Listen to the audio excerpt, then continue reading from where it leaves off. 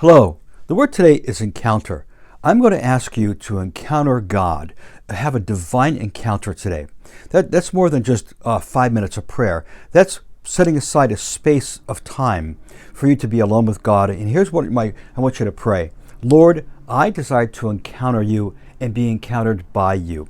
When I think about that word, I think about two particular instances, many times in my life, but two particular times stand out.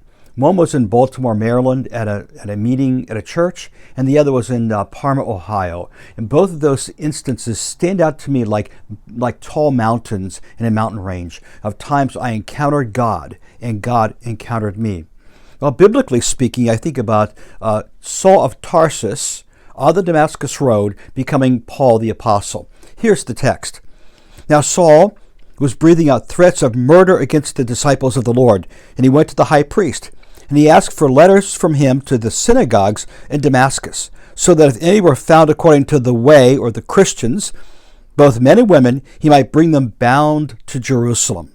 And as he was traveling, it happened that he was approaching Damascus, and suddenly a light from heaven flashed around him.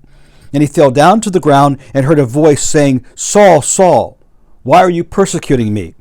And he said, "Who are you, Lord?" And he said, "I am Jesus whom you are persecuting. But get up and enter the city, and it will be told you what you shall do."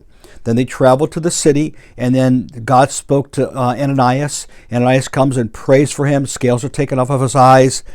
And immediately there fell from his eyes something like scales, and he regained his sight. And he got up and he was baptized. And then he took food and was strengthened.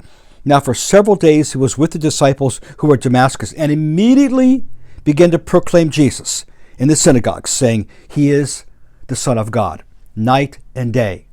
Old man, new man.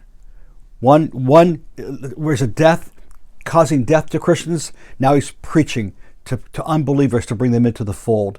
So here's what happens. A genuine encounter will change your life, not just for a moment, but it'll mark you for an eternity. So today, get an encounter with God.